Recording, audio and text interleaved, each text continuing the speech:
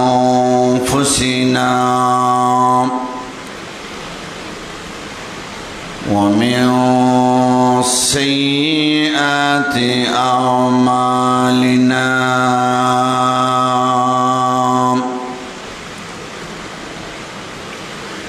من يهده الله فلا مضل له ومن يضلله فلا هادي له ونشهد أن لا إله إلا الله وحده لا شريك له ونشهد أن سيدنا وسندنا وحبيبنا وشفيعنا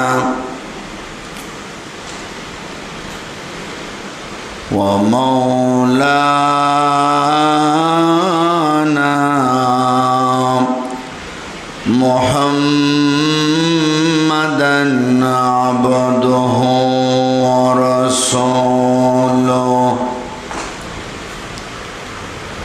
الذي أرسله بالحق بشيرا ونذيرا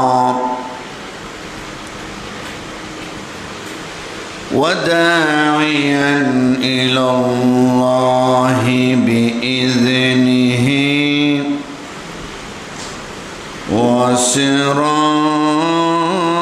وسراجا منيرا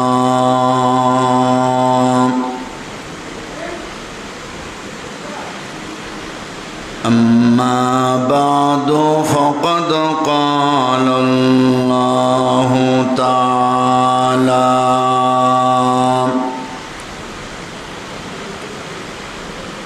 في كلامه المجيد وفي فرقانه الحميد أعوذ بالله من الشيطان الرجيم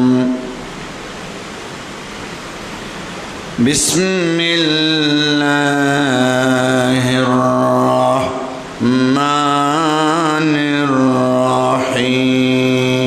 الرحيم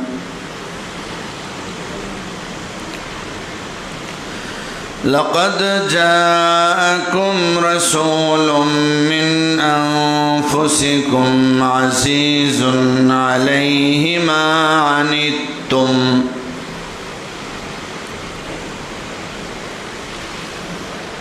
عزيز عليه ما عنتم حريص عليكم بالمؤمنين رؤوف رحيم فإن تولوا فقل حسبي الله لا إله إلا هو عليه توكلت وهو رب العرش العظيم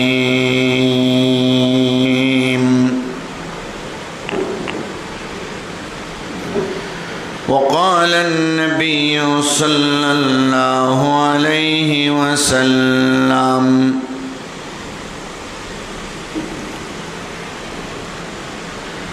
لا يؤمن أحدكم حتى يكون هواه تبعا لما جئت به أو كما قال عليه الصلاة والسلام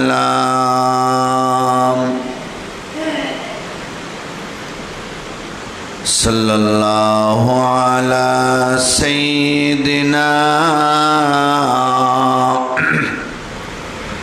व मौलाना मुहम्मद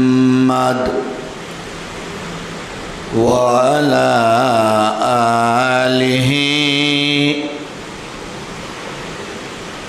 व अस्हाबिहि वसल्लम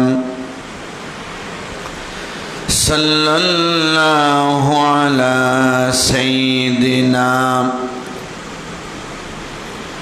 व मौलाना मुहम्मद व अला आलिहि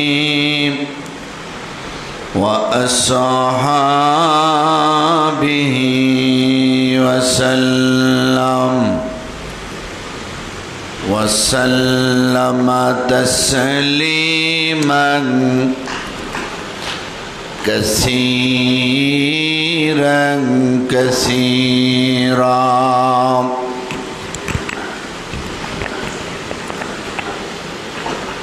बारकल्लाहु लना व लकुम फिल कुरआनिल अज़ीम व नफ़अना व इय्याकुम बिल आयाति वज़्ज़िक्रिल हकीम।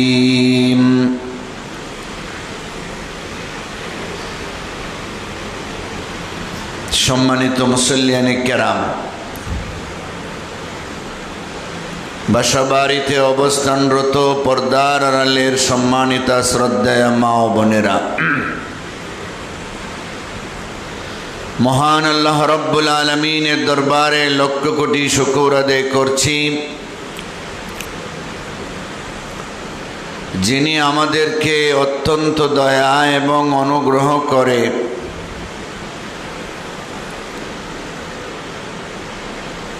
আল্লাহর পবিত্র ঘর মসজিদে পবিত্র মাহে রবিউল আউয়ালে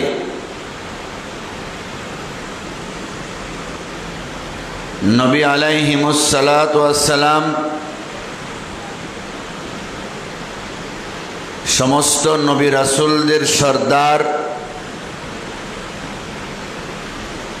রহমতুল্লিল আলামিনের ইন্তেকালের মাস, রহমতুল্লিল আলামিনের জন্মের মাস, বরকতপূর্ণ মাসে আল্লাহর ঘরে উপস্থিত হয়ে কোরআন হাদিসের আলোচনা শোনার মতো তৌফিক দিয়েছেন যে আল্লাহ পাক, তার শাহী দরবারে শুকরিয়া আদায় করি আলহামদুলিল্লাহ।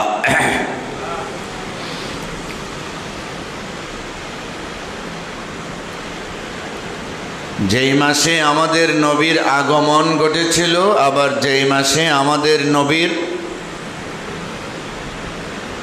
ওফাত ঘটেছিল। দুনিয়াতে যত মাখলুকাত আছে সবার আগমন আছে, সবার মৌত আছে। জন্মের চাইতে মৃত্যুর গ্যারান্টি বেশি। এই জন্যে কোরআনের বিভিন্ন আয়াতে আল্লাহ পাক জন্মের কথার আগে মৃত্যুর কথা আনছেন।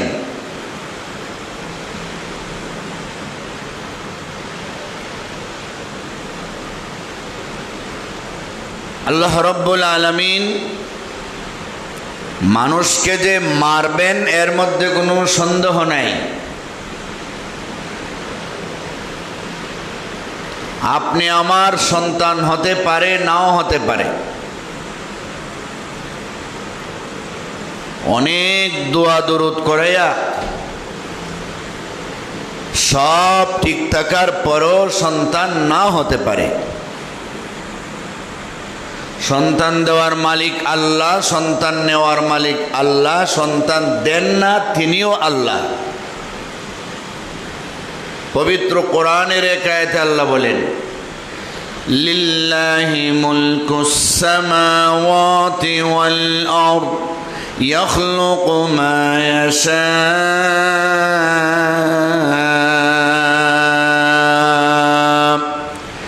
يهب لمن يشاء إناثا ويهب لمن يشاء الذكور أو يزوجهم ذكرانا وإناثا ويجعل من يشاء عقيما إنه عليم قدير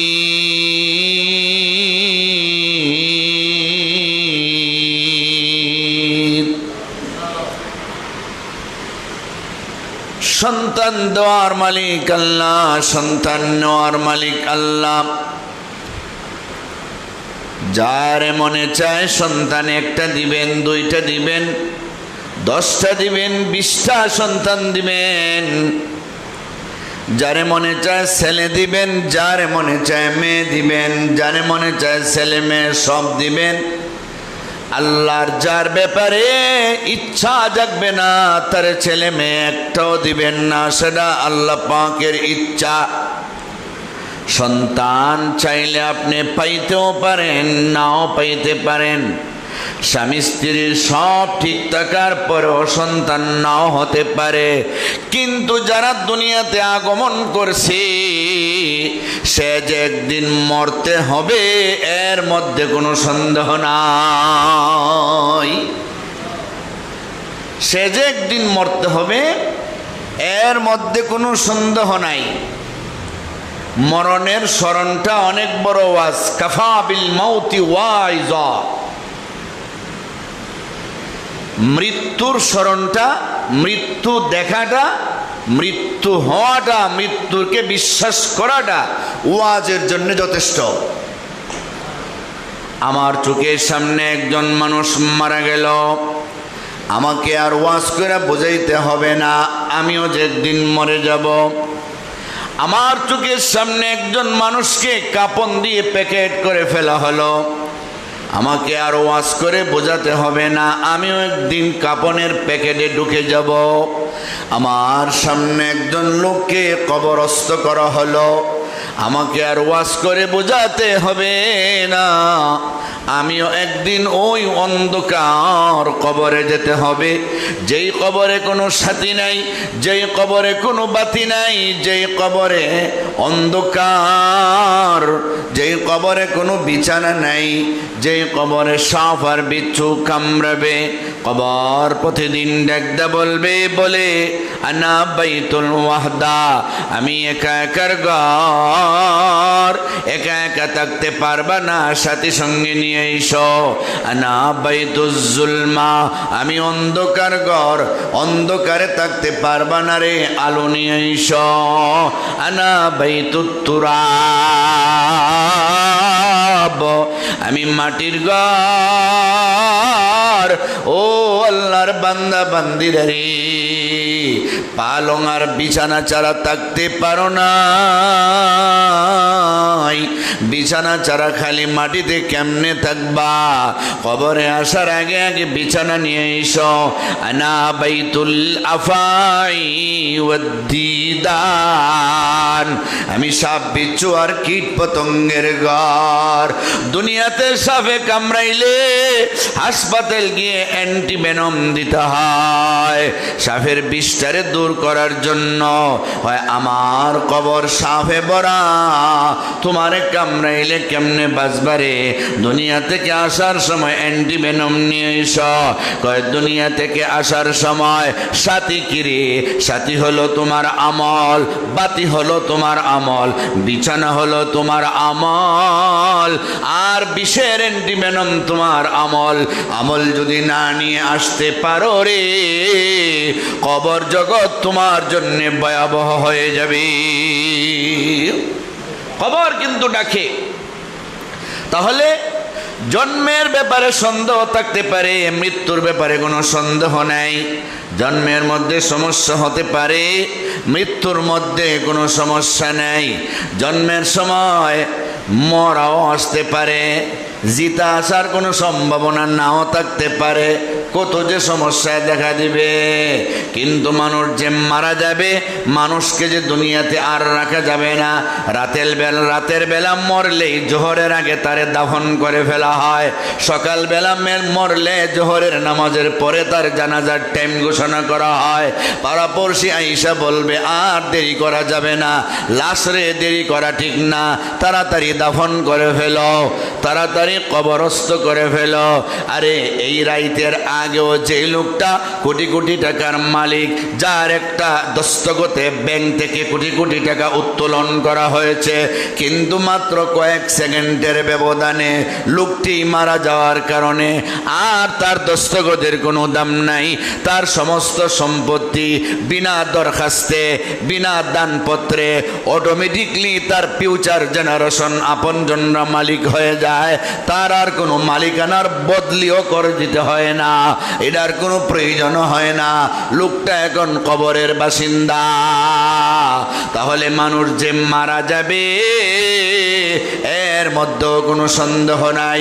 নবীজি দুনিয়াতে আসছিলেন যার উসিলায় আসমান জমিন চন্দ্র সূর্য লৌহ কলম নবমণ্ডল ভূমণ্ডল সব সৃষ্টি করা হয়েছে। সেই মহামানব দুনিয়াতে আসার পরে দায়িত্ব যখন শেষ, আল্লাহ পাক মহামানব রে দুনিয়া থেকে উড়ে নিয়ে গেছেন। যেই মাসে নবীর আগমন, যেই মাসে নবীর ওফাত, সেই মাসের নাম রবিউল আউয়াল। সেই মাসের নাম হচ্ছে রবিউল আউয়াল মাস। অত্যন্ত গুরুত্বপূর্ণ একটি মাস, যেই মাসে নবীর জন্ম ইতিহাস আমরা গত জুমায় আলোচনা শুনেছি। নবীজির জীবনে যত অলৌকিক ঘটনাবলী ঘটছে এগুলি দুই ভাগে বিভক্ত, একটা ইরহাসাত আর একটা হলো মুজিজাত। নবুয়ত পাওয়ার আগে নবীর পক্ষ থেকে নবীর সুসংবাদ দেওয়ার জন্য যা যা ঘটছে, আল্লাহ পাক যা ঘটাইছেন, এগুলি ইরহাসাত। নবুয়ত পাওয়ার পরে অলৌকিক যা ঘটছে এগুলির নাম মুজিজাত। ইরহাসাতেরও সব ঘটনা সংক্ষিপ্ত দিনে সংক্ষিপ্ত সময়ে বর্ণনা করা সম্ভব না। নবীর মুজিজাত, এক দুইটা মুজিজার ঘটনা বললে এক জুম্মার টাইম শেষ, 1 ঘন্টা টাইম শেষ, সবগুলি বলাও সম্ভব না। সংক্ষিপ্ত আকারে আমরা জানবো, আর মাঝে মাঝে বিভিন্ন আয়াতের তাফসিরের আনুষঙ্গিক বিস্তারিত জানবো। নবী আলাইহিস সালাতু ওয়াস সালাম জন্মগ্রহণ করলেন মা আমেনার পেট থেকে। জন্মের পরে আব্দুল মুত্তালিব নবীজির নিয়া বায়তুল্লাহর চৌকাঠে নবীর পিঠ লেগাইয়া দোয়া করেছিলেন। গত জুমায় পর্যন্ত আলোচনা হয়েছে। আল্লাহর নবী রাহমাতুল লিল আলামিন জন্মের সময়, জন্মের পরে কথা বলেছেন, আল্লাহ পাকের প্রশংসা করেছেন, আল্লাহু আকবার কাবীরা বলেছেন। আল্লাহ পাকের প্রশংসা দিয়া যার জীবনটা শুরু হয়েছে, সেই নবী মা আমেনার পেট থেকে দুনিয়াতে আসলেন। 3 দিন অথবা 4 দিন মার বুকে দুধ পান করলেন। বাকি সময়গুলি আবু লাহাবের বান্দি সুয়াইবার দুধ পান করলেন। দুধ মা সুয়াইবার দুধ পান করলেন। সুয়াইবা কে জানেননি? সুয়াইবা আবু লাহাবের বান্দি। ইতিপূর্বে সুয়াইবা নবীর চাচা হামজা কেউ দুধ পান করাইছেন। নবীর চাচা হামজা কেউ দুধ পান করাইছেন। নবীর আরেকজন দুধ ভাই হযরতে আবু সালমা রাদিয়াল্লাহু আনহু কেউ দুধ পান করাইছেন। সুয়াইবা নবীর জন্মের খবর পাইয়া নিজের মালিক আবু লাহাবকে জয়া সংবাদ দিছে, ও মালিক আবু লাহাব, আপনার ভাই আব্দুল্লাহ যিনি দুনিয়াতে নাই,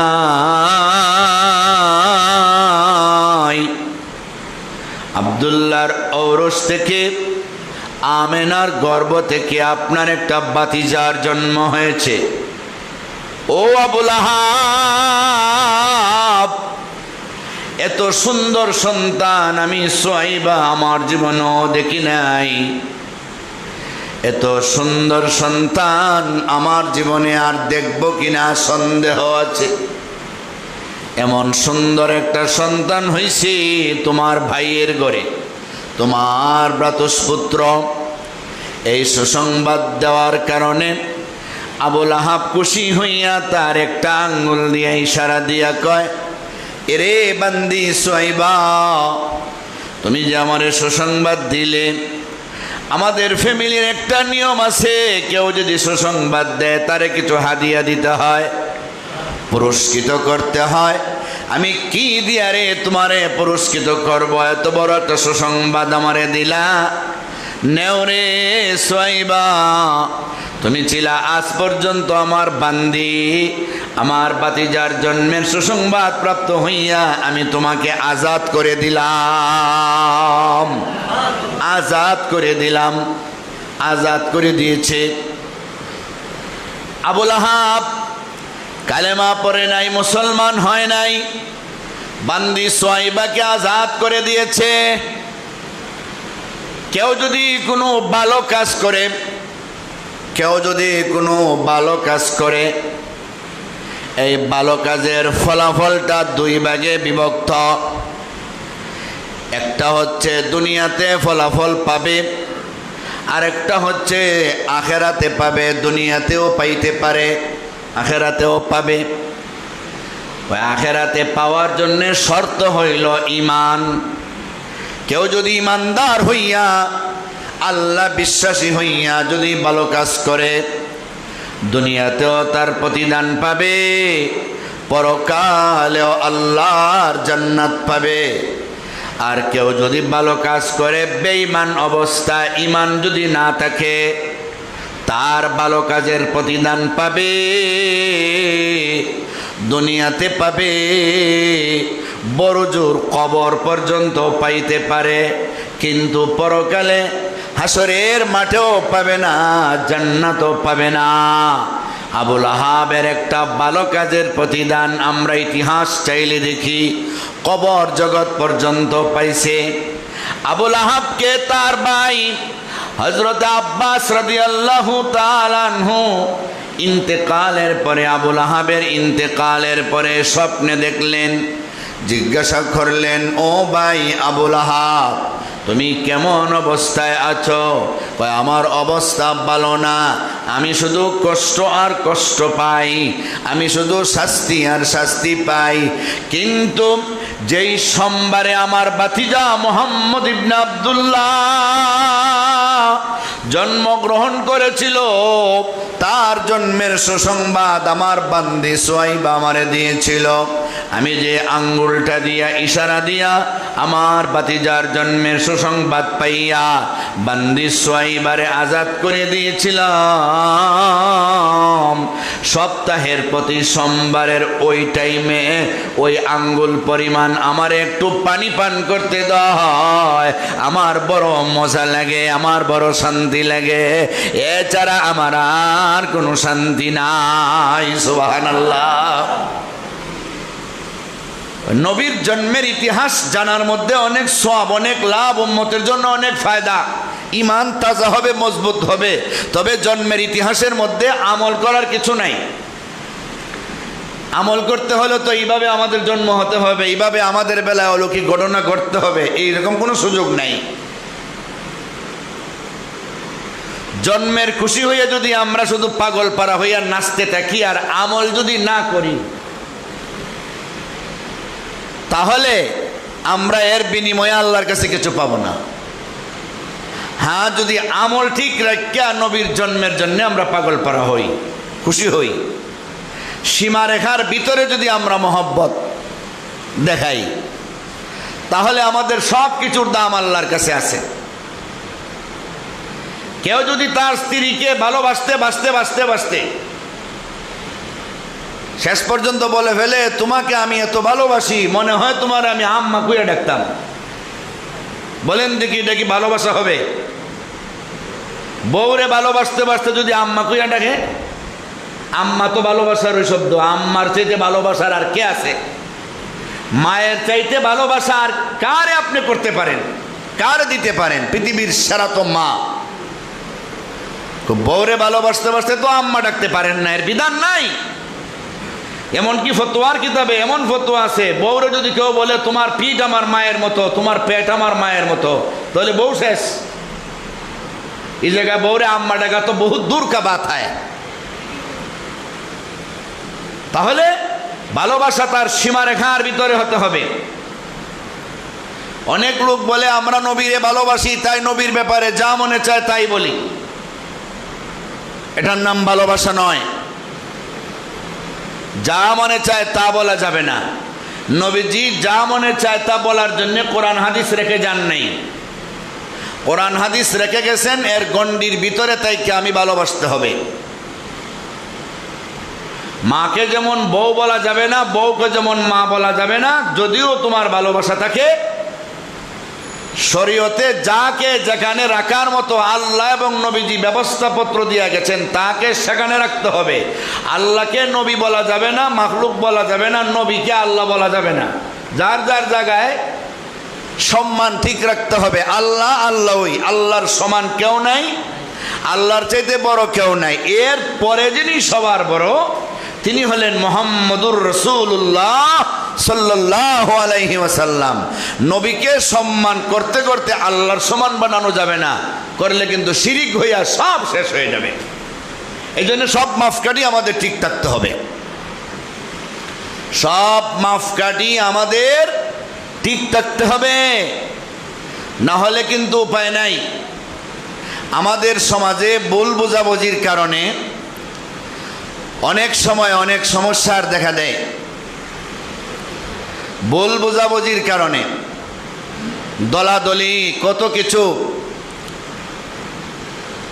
কয়েকদিন আগে জাগ্রত কবি মহিব খান একটা কবিতা লিখছেন সমস্ত মানুষের দলাদলিরে নিরসন করার জন্য।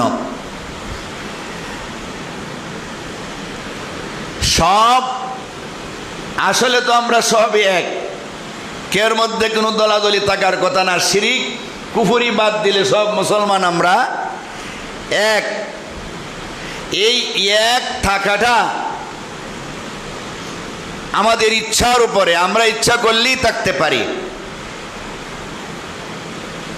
মিলাদ কিয়াম তর্ক বাহাস চলছে ভীষণ চতুর্দিক, হাজির নাজির বাদ দিলে বাই দাঁড়িয়ে বসে সবাই ঠিক। মিলাদ কিয়াম নিয়ে তর্ক,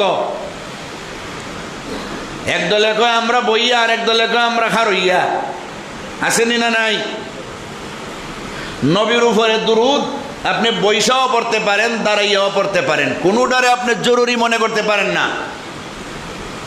নবীরে হাজির নাজির মনে করতে পারেন না। হাজির নাজির একমাত্র কে? আল্লাহ। নবীরে আপনি সালাম দিতে পারেন আল্লাহর মাধ্যমে, আল্লাহ ফেরেশতার মাধ্যমে পৌঁছাইবেন। আল্লাহরে বলতে পারেন যে আমার সালাত সালাম আপনি নবীর কাছে পৌঁছায় দেন। আর সরাসরি দিতে চাইলে আপনি রওজা শরীফে যাইতে হবে এখনের অবস্থায়। এটা হলো সিস্টেম।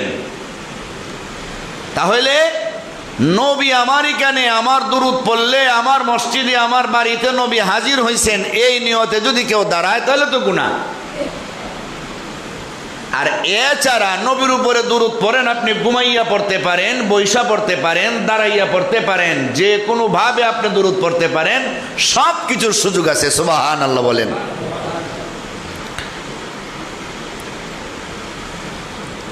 নবীর আবির্ভাবের দিনে আনন্দে থাক সবার মন, মিছিল করে কিংবা করে দরুদ সালাম হোক যাপন। কেউ এখানে কাফের তো নয়, বুঝের ফারাক একটু হয়। কেউ জবানে স্লোগান তুলে, কেউ হৃদয়ে দুরুদ গায়। আপনি যদি মিছিল দিতে হয় অথবা বাড়িতে দুরূদ পড়তে হয়, নিয়ম ঠিক রেখে যদি করেন সবটাই ঠিক। নিয়মের ব্যতিক্রম করলে মিছিলেও যেমন ঠিক নাই, বাড়িতেও ঠিক নাই। নবীর জন্য দুরূদ গাইতে গিয়া এই মাস আসলে পরে বিভিন্ন শহরে মিছিল হয়, ঈদে মিলাদুন নবীর নাম দিয়ে মিছিল। বাড়া কইরা আনা হয় পাকিস্তান থেকে লোক, নবীর বংশ কইয়া, দাড়ি নাই, নামাজ নাই, রোজা নাই, সারা বছর তারা উল্টাপাল্টা করে চলে। নিজের দেশে নিজের কোনো দাম নাই, অস্তিত্ব নাই। বাংলাদেশে বাড়া করে আনিয়া গাড়ির মধ্যে বসাইয়া ফুলের মালা দিয়া তারে নিয়ে মিছিল করা হয়। বলেন নবীর জন্মদিন উপলক্ষে নবীর উপরে দুরূদ পড়বা, নবীর প্রশংসা গাইবা, পাকিস্তানের লোক রে আইনা গাড়িতে বসাইয়া তার প্রশংসা গাওয়ার কোনো দরকার আছে? এটা তো তার জন্মদিন না।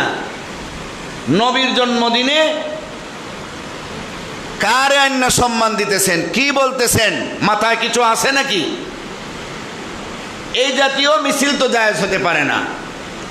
আপনি যদি রাস্তা দিয়ে মিছিল করেন আর যান আর বলেন সবাই একতালে তাহলে আল্লাহুম্মা সাল্লি আলা মুহাম্মাদ ওয়া আলা আলি মুহাম্মাদ কামা সাল্লাইতা আলা ইব্রাহিম ওয়া আলা আলি ইব্রাহিম ইন্নাকা হামিদুম মাজিদ।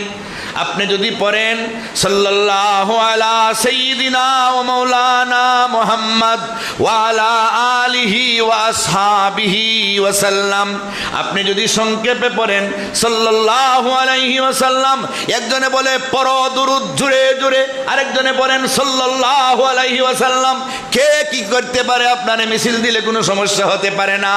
কিন্তু যদি আপনি ভুল বলেন, ভুল বললেই তো সমস্যা। ভুল তো বলা যাবে না। বলেন নামাজের মধ্যেও যদি কোনো ভুল হয়, সার আছে নাকি? নামাজে ভুল হইলে হাফিজ সাহেব পিছনে থাকলে লুকমা দেওয়ান লাগে, এই মিয়া ইবাদত করতেছ, এটা একটা ইবাদত, এখানে ভুল চলবে না। বুঝছেন? আকল থাকলে ভালো করে বুঝছেন। নামাজের মতো একটা ইবাদতে যদি ভুল পইরা ইমাম সাহেব সামনে যাইতে পারে না, পিছন থেকে লুকমা হয়।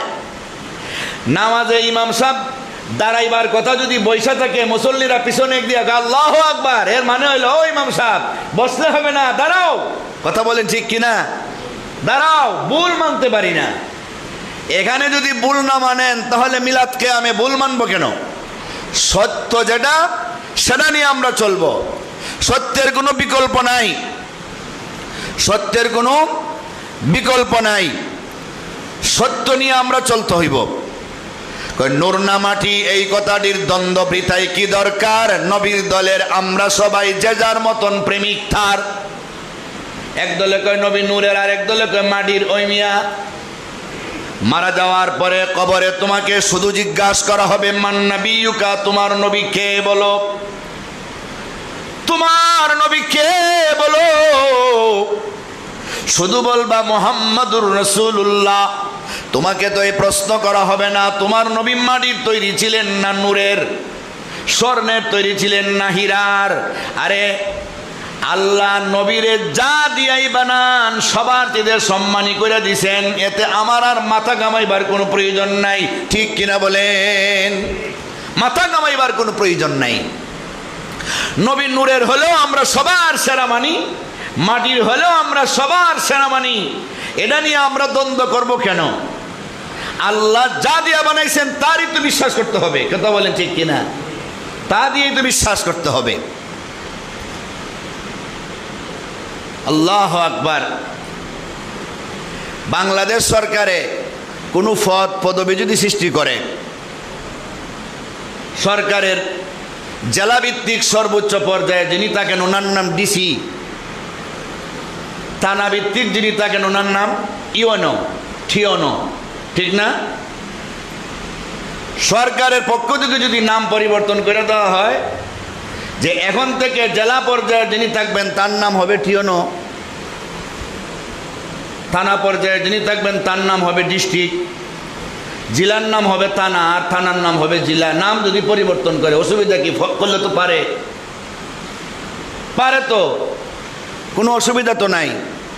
কম দামের যদি উপরে দেওয়া দেয় সরকারে, পারে না? প্রমোশন দিয়া উপরে ওঠায় না? কোনো সময় সরকারে প্রমোশন দিয়া ইউনোরে ডিসি বানায়, আবার কোনো অন্যায় করলে ভুল করলে ডিসিরে ডিমোশন দিয়ে টিউন বানায়। সরকারে যখন যেটা বানাইবে তখন সেটা মান্য চলে। আল্লাহ তাআলা যা মনে চায় তা দিয়া আল্লাহর বন্ধুরে বানাইয়া বা আল্লাহর যে কোনো বান্দারে বানাইয়া যদি সম্মানের আসনে পৌঁছায় দেন, তিনি সম্মানিত হবেন। কি দিয়া বানাইছেন, কি দিয়া বানাইছেন সেটা আর দেখার কোনো বিষয় থাকে না, সেটা আর দেখার কোনো বিষয় থাকে না। নবীর প্রেমিক সবাই যদি একটা কি আর মিলাই সুর, নবীর আসল দুশ্মনেরা লেজ গুটিয়ে হবে দূর। ঠিক নেবে ঠিক? নবীর প্রেমিক আমরা সবাই যদি এক সুরে চলি, নবীর দুশ্মনেরা আমাদের চোখের সামনে দাঁড়াইতে পারবে না। মুসলমানের দুশ্মনেরা, ইহুদি খ্রিস্টানেরা মুসলমানের দুশ্মনী করে, সুন্নি ওয়াহাবি কওমিয়ার অমুকার তমুক বুঝছে না, বুঝে মুসলমানে আমার দুশ্মন, সে যেই হোক, এটা মনে করি কিন্তু দুশ্মনী করে। আমাদের দুশ্মন হবে শয়তান, এবং শয়তানের চেলাচামুন্ডা দূষর বেঈমান কাফের হবে আমাদের দুশ্মন।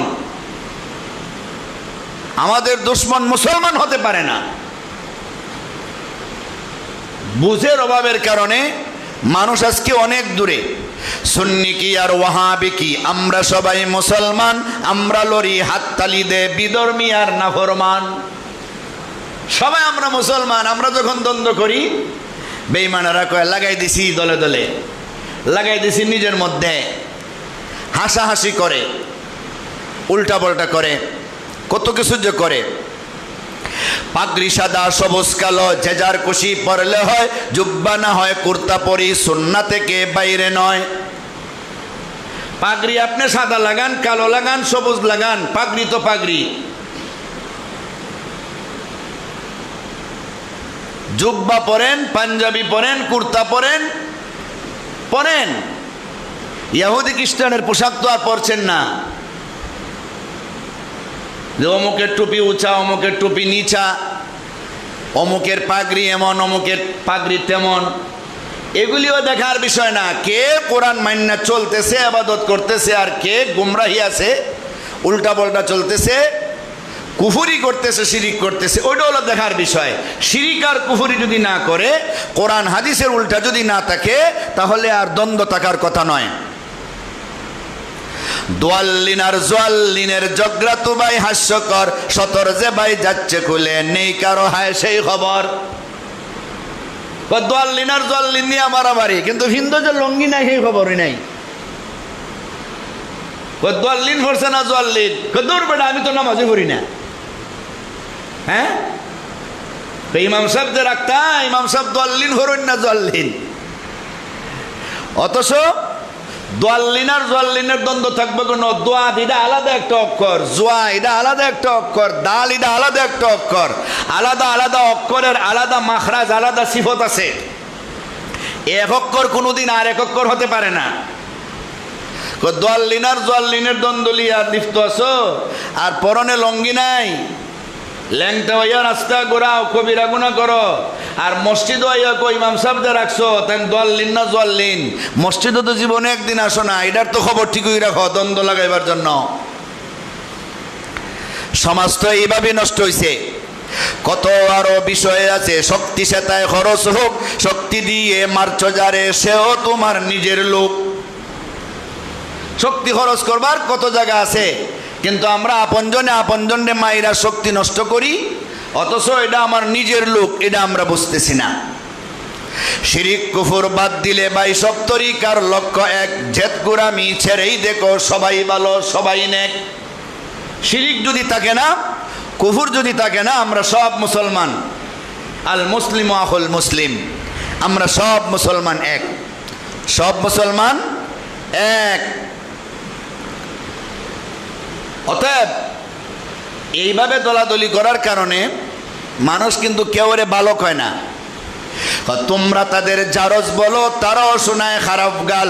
মানুষ বলে কেউ খাঁটি নয়, মৌলবীরা সবাই জাল। এক দলে যে আরেক দলরে গালাগালি করে ওয়াজের মঞ্চে উঠা, আর কিচ্ছু পারে না, এ খালি গাইল্লায়। তখন পাবলিকে কি বলে, কই এই মোল্লা, এই মোল্লারে গাইল্লায়, মোল্লা একটাও ভালো না। ফলাফল জিরো, ফলাফল জিরো। ওয়াজ হবে তো কোরআন হাদিসের সঠিক কথা বইলা বুঝাইয়া মানুষকে দিনের পথে আয় না, গালাগালি কইরা দূরে সরাইয়া দেওয়ার নাম নয়। সঠিক কথা বলতে গিয়া যদি কেউ কষ্ট পায় এটা আলাদা জিনিস। নবীজি সঠিক কথা বলছেন, কোরআনের কথা বলছেন, এক আল্লাহর কথা বলছেন। বলতে গিয়া কাফের কুফাররা নবীরে খারাপ পাইছে এটা পাক, কিন্তু নবীজি তাদেরকে কটাক্ষ কইরা কোনো কিছু বলেন নাই। সত্য জিনিস ফুটাইয়া তুলছেন। সত্যটা সঠিকভাবে তোলার পরে যদি কেউ আপনার দুশ্মন মনে করে এটা তার গুনাহ হবে, কিন্তু আপনি যদি দুশ্মনের নিয়তে ফইলেই তারে গুতা মারা শুরু করেন এটা আপনার গুনাহ হবে। সত্য বলতে হবে হিকমতের সাথে। আল্লাহু আকবার। দেশ জুড়ে আজ দুশ্মনেরা দিনের শিকড় কাটছে, হায় তোমরা নিজের অস্ত্র দিয়ে করছো জখম নিজের গায়ে, দ্বন্দ্ব বলে হৃদয় হলে মোহব্বতের বাজাও বিন, আল্লাহ নবীর সৈনিকেরা এক হয়ে যাও বাঁচাও দিন। আল্লাহু আকবার বলেন। সব কিছুর মূলে আমরা হলাম এক, সব কিছু বলে আমরা দ্বীনের পতাকা উড়াইতে হবে। মুহাম্মদুর রাসূলুল্লাহ সাল্লাল্লাহু আলাইহি ওয়াসাল্লাম সুয়াইবার দুধ পান করেছেন। মার দুধ পান করার পরে 3-4 দিন পরে সুয়াইবার দুধ পান করেছেন। আবুল আহাব সুয়াইবারে মুক্ত করে দেওয়ার কারণে বেঈমান থাকার পরও কবরে হইলেও কিছু সময়ের জন্য সে শান্তি পাইতেছে, কিন্তু পরকালে জান্নাত পাইতে হলে নবীর দ্বীন মানতে হবে, ইসলাম মানতে হবে, কুফরি আর শিরিক থাকা যাবে না। আবু তালিবের মতো লোক সারা জীবন নবীর পাশে থাকছেন, কিন্তু কলিমা না পড়ার কারণে, ঈমান না থাকার কারণে তিনি বেঈমান, তিনি জাহান্নামে জ্বলতে হবে। ইন্তেকালের সময় আমার নবী আবু তালিবের কানে কানে বলছেন, একবার পড়েন লা ইলাহা ইল্লাল্লাহ। ওনার দলের লোকেরা ওনারে কয় মৃত্যুর সময় ধর্ম ত্যাগ করো না, তোমার বাবা আব্দুল মুত্তালিবের ধর্মের উপরে থাকো। কলিমা পড়েন নাই, আল্লাহ জানাইয়া দিলেন ইন্নাকা লা তাহদি মান আহবাবতা ওয়ালাকিন্নাল্লাহা ইয়াহদি মান ইয়াশা। আবু তালিব কলিমা পড়বে না, তার ভাগ্যে হেদায়েত নাই। কয়েকদিন আগে নেটে দেখলাম এক লোকে আইসা কয় আবু তালিব নাকি জান্নাতি, আবু তালিব বেঈমান না মুসলমান। আল্লাহ বলতেছেন আবু তালিব কালেমা পড়তে পারবে না, আপনি তারে আর পড়াইয়েন না। মানে আল্লাহর চাইতে তো পণ্ডিত হয়ে গেছে।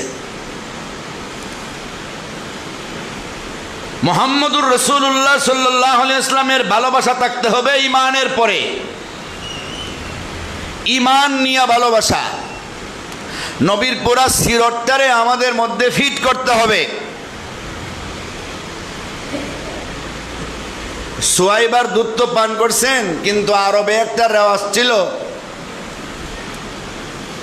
সেই রেওয়াজ অনুযায়ী মক্কার বাজারে নিয়ে মুহাম্মদুর রাসূলুল্লাহ সাল্লাল্লাহু আলাইহি সাল্লামকে আমেনা উঠাইছেন।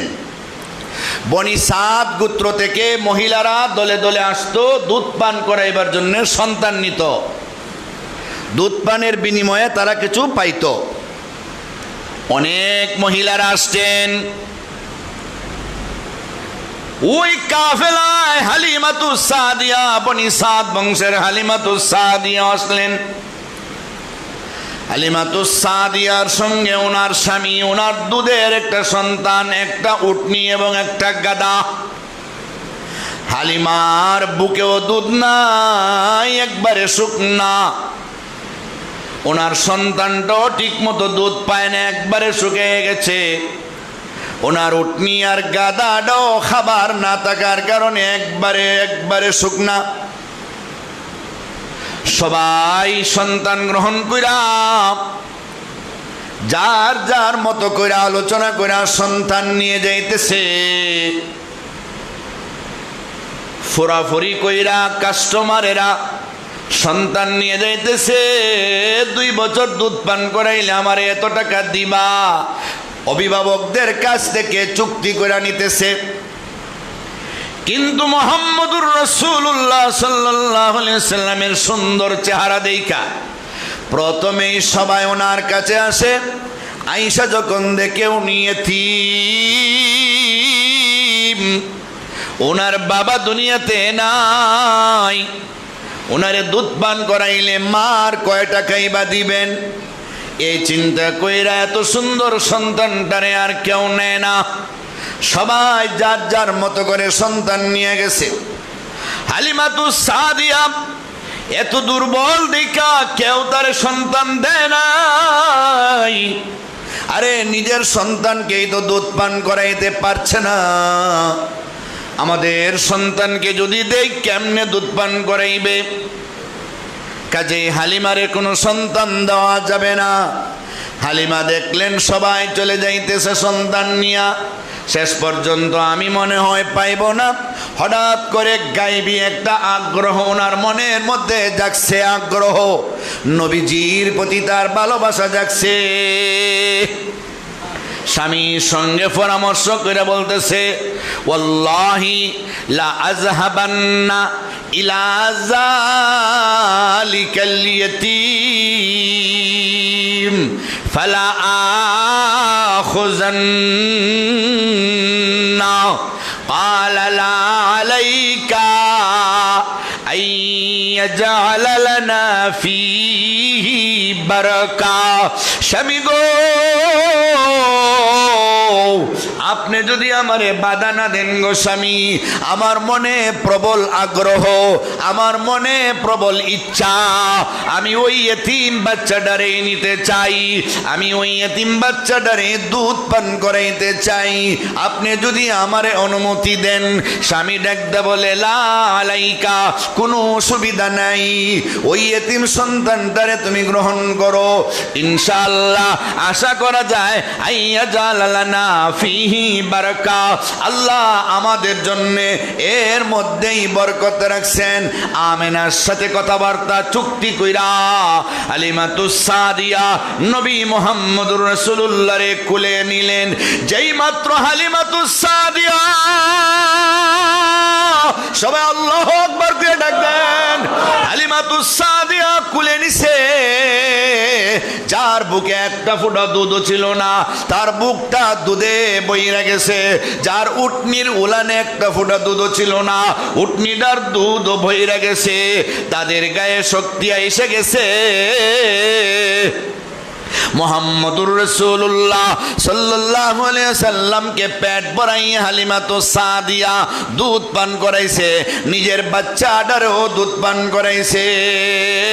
উটের দুধগুলি দহন কইরা স্বামী স্ত্রী নিয়া সবাই মিল্লা খাইছে। কাফেলার লোকেরা চলে যাইতেছে, অনেক আগে তাদের ফেলে দিয়ে আসার সময় তাদের এই বাহনগুলি দুর্বল থাকার কারণে পিছনে পিছনে আসছিল। কাফেলার লোকদের সাথে আসতে পারে নাই, কিন্তু এবার সবার পিছনে রওনা হইয়াও কাফেলার উট আর গাদারে ছাড়িয়া তারা অনেক আগে চলে যাইতেছে। কাফেলার মহিলারা জিজ্ঞাসা করে, ওগো হালিমাতুস সাদিয়া, তোমার উটনি ছিল দুর্বল, তোমার গাদা ছিল দুর্বল, আমাদের সঙ্গে তুমি হাইটা আসতে পারো নাই, দৌড়াইয়া আসতে পারো নাই, কিন্তু ব্যাপার বুঝলাম না, এই মুহূর্তে আমাদের পিছনে রওনা হইয়া আমাদের সবার অগ্রগামী হইয়া তুমি চলে যাইতেছ, এত শক্তি তোমার উটে আর গাদায় কেমনে আসলো? হালিমাতুস সাদিয়া ডাকতে বলে, তোমরা যেই মুহাম্মদ ইবনে আব্দুল্লাহ রে ইয়েতিম মনে করে কেউ গ্রহণ করো নাই, আমার দিলের তামান্না নিয়া, আমি স্বামীর পরামর্শ নিয়া আমি ওই ইয়েতিম বাচ্চাটারে কোলে নেওয়ার কারণে আমার বুকটাও দুধে বইরা গেছে, আমার উটনির দুধটাও দুধে বইরা গেছে। আমার এই বাহনগুলির মধ্যে আল্লাহ শক্তি দান করেছে, আল্লাহ আমারে এমন বরকত দিয়েছে, তোমাদের শক্তিশালী কাফেলার উটগুলিরে পিছনে ফেলাইয়া আমরা মুহাম্মদের বরকতের সামনে চলে এসেছি। হালিমাতুস সাদিয়া যখন সন্তান নিয়ে বাড়িতে গেছেন, এলাকার মধ্যে বিরাট বড় হাহাকার, মেঘ নাই, বৃষ্টি নাই, জমিনের মধ্যে কোনো ঘাস নাই, উট বকরি ছাগলেরা কোথায় ঘাস খাবে? কিন্তু মুহাম্মদুর রাসূলুল্লাহ সাল্লাল্লাহু আলাইহি ওয়াসাল্লামের বকরিগুলি, মানে মুহাম্মদুর রাসূলুল্লাহর দুধ মা হালিমার বকরিগুলি ওনার সন্তানেরা রাখার জন্য নিয়ে যায়। ওখানে এরা গিয়া ঘাস খায়। দেখা যায় জমিনটা একবারে সাদা, ময়দানটা সাদা, কোনো ঘাস নাই। কিন্তু বাড়িতে আসার সময় ছাগলগুলি পেট বইরা আসে।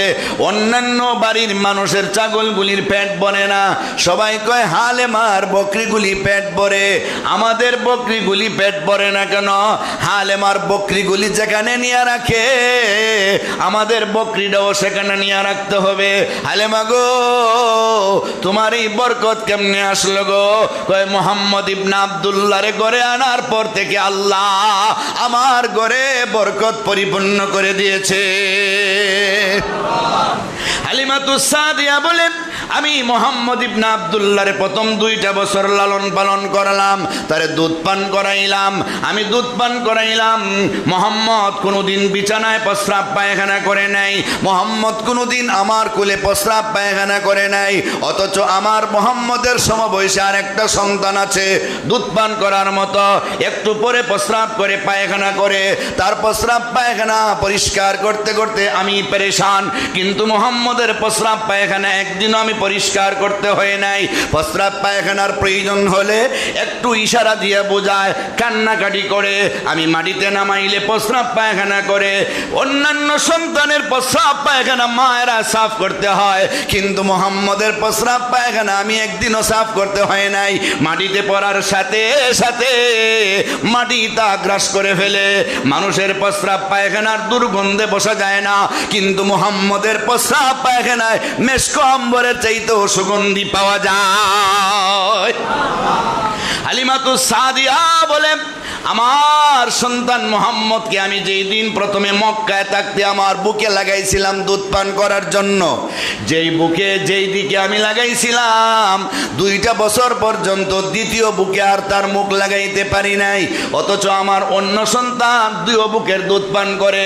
মুহাম্মদ একটাই যে প্রথম দিনে মুখ লাগাইছিল, দ্বিতীয়টায় আর মুখ লাগায় নাই। এই ইনসাফটা কে শিক্ষা দিল? আল্লাহ নবীরে ছোটবেলা থেকে ইনসাফগার বানিয়ে দিলেন। আরে তিনি হবেন বিশ্বজাহানের ইনসাফকারী। তিনি যদি দুধ মার 2টা বুকের দুধ পান করে ফেলে, তাহলে তার দুধ ভাই কোনটা পান করবে?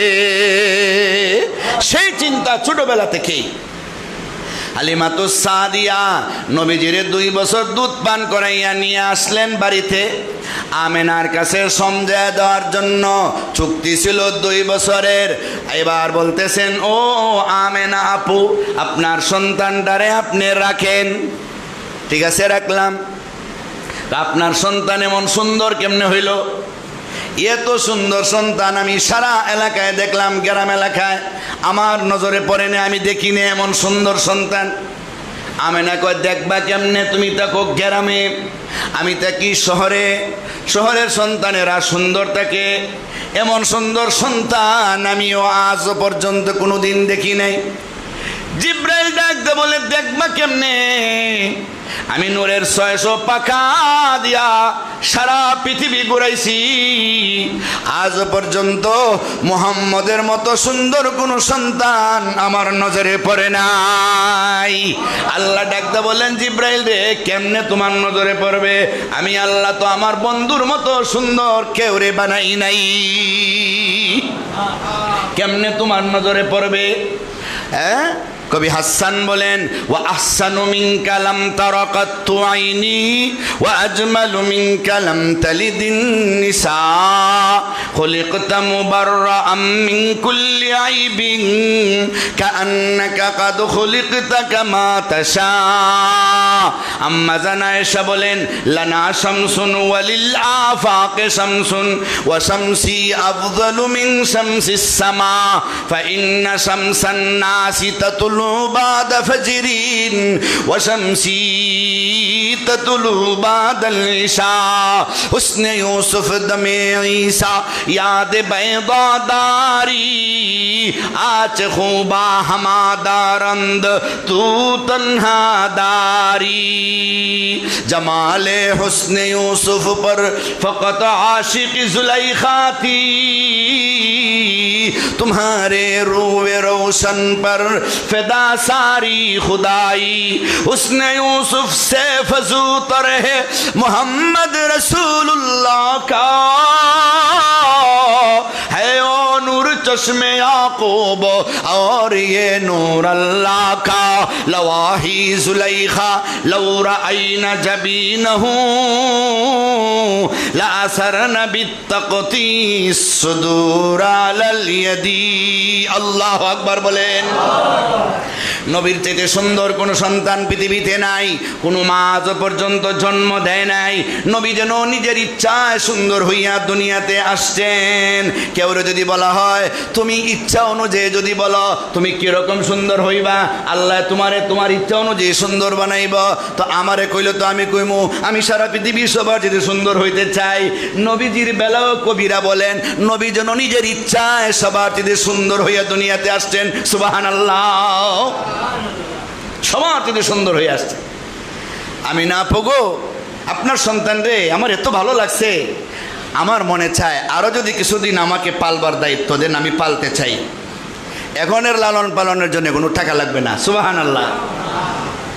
আমেনা দেখলেন মক্কায় চলছে একটা মহামারী, বর্তমানে আমরা যেটারে ভাইরাস নামে চিনি, মহামারী চলতেছে। মহামারী, সন্তানদের বেশি বেমার, মানুষের খুব বেশি বেমার, চাপে। এই চিন্তা কইরা হালিমাতুস সাদিয়ার আগ্রহের প্রতি লক্ষ্য কইরা আবার দিয়া দিলেন সিরাতে মুস্তাফাতে আল্লামা ইদ্রিস কান্দেহলভি রহমতুল্লাহ আলাইহি লেখছেন, আবার দিয়া দিলেন হালিমাতুস সাদিয়ার কাছে। হালিমাতুস সাদিয়া এবার নিয়ে আরো 2 বছর রাখলেন, লালন পালন করতেছেন। বকরি রাখা নিতে গেছেন দুধ ভাইয়ের সাথে, 4 বছর বয়স। 4 বছরের বাচ্চারা নিকটবর্তী এলাকায় ময়দানে পাহাড় থাকলে, হাওর থাকলে, মরুভূমি থাকলে যাইতেই পারে। গেছেন, হঠাৎ করে দুধ ভাই দৌড়াই আইসা মা মা মা কইয়া ডাকতেছে, ও মা আমার মক্কি ভাই মোহাম্মদ রে। 2 জন লোকে আইসা জমিনের আইলের উপরে ফালাইয়া বুকটারে ফাইরা ভিতর থেকে কি বাহির কইরা ফেলছে, তাড়াতাড়ি আসো। দৌড়ে আসছে। হালিমাতুস সাদিয়া স্বামীরে নিয়ে গেলেন, যে দেখেন নবীজি ইতিমধ্যে কাম শেষ, দাঁড়ায় রইছেন আর বয়ে কাঁপতেছেন। কাদো কাদো চেহারা নিয়া দাঁড়ায় রইছেন, জড়ায় দইরা বলতেছেন, বাবা মোহাম্মদ তোমার কি হইছে? মা আমি বলতে পারবো না বেশি কিছু। আমি তাকে দেখি 2 জন লোক আইসা আমারে আইলের মধ্যে শোয়াইয়া একটা পাত্র নিয়ে আসছে, খুব সুন্দর পানিও আছে। আমারে শোয়াইয়া আমার বুকটারে ফারছে, ভিতর থেকে কি বাহির কইরা এর দুইয়া আবার ভিতরে ঢুকাইয়া সেলাই করছে। কোথায় সেলাই? কিন্তু সেলাইয়ের কোনো দাগ নাই। সুবহানাল্লাহ। এটা হচ্ছে 4 বছর বয়সের একটা কুদরতি অপারেশন। নবীর জীবনে মোট 60টা অপারেশন হয়েছে। 4 বছরে একটা, 10 বছরে একটা, 40 বছরে একটা, আর মেরাজের আগে একটা, মেরাজের আগে একটা, মোট 4টা অপারেশন হয়েছে। এটিরে বলে শক্কে সদর, কুদরতি অপারেশন, বক্ষ বিদারণ। এটা হলো 4 বছরের সময় একটা কুদরতি অপারেশন। এই কুদরতি অপারেশন কেন হইল 4 বছরে? যে ছোট ছোট শিশু বাচ্চাদের শয়তানে যেই জায়গায় ধোঁকা দিয়ে খেলাধুলার দিকে আকৃষ্ট করে, এই জায়গাটা পরিষ্কার কইরা একদম ঝকঝকে করে দেওয়া হয়েছে।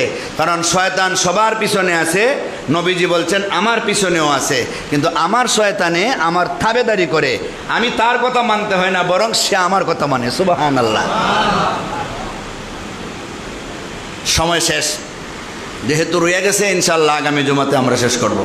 আল্লাহ তাআলা আমাদের সকলকে নবীজির জীবন ইতিহাস জান্না বুঝা আমল করার তৌফিক দান করেন। আমিন। আল্লাহুম্মা সাল্লি আলা মুহাম্মদ।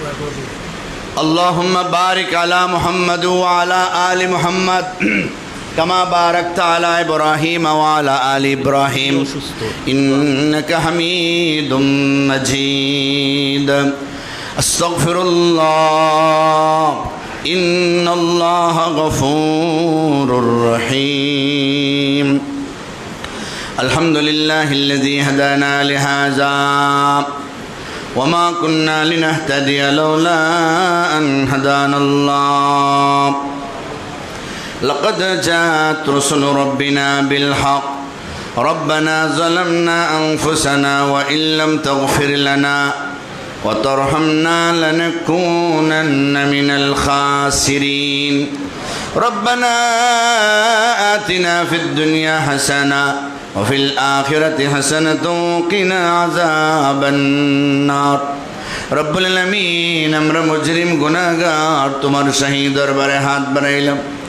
আয় আল্লাহ তোমার মায়ার নবী ইতিম নবী রাহমাতুল লিল আলামিনের জীবনী আলোচনা কইরা হাত বাড়াইলাম নবীজির খাতিরে আমাদের মুনাজাত কবুল আর মঞ্জুর করে নাও জানি না গো কার মা নাই বাবা নাই আপনজন দুনিয়াতে নাই আল্লাহ আমাদের আপনজনদের কবর জান্নাতের বাগান বানিয়ে দাও আল্লাহ আমাদের জিন্দাদের নেক হায়াত দান ফরমাও আয় আল্লাহ তোমার মায়ার বান্দারা দোয়ার দরখাস্ত করেছেন আল্লাহ কারো সন্তান বিদেশে লেখাপড়া আছেন রুজি রোজগার সহ সব কিছুর ব্যবস্থা করে দাও ইয়া আল্লাহ দেশ বিদেশ নিয়া যে যে হালত নিয়া দোয়া চাইছেন সব তোমার জানা আছে আল্লাহ সকলের নামও জানা আছে সকলের হাজত তোমার জানা আছে আল্লাহ সাহেবে দাওয়াত দেরে সকল দোয়ারে তুমি কবুল আর মঞ্জুর করে নাও আমাদের পক্ষ থেকে লক্ষ লক্ষ দুরূদ আর সালাম নবীজির রওজায় তোরে পৌঁছায় দাও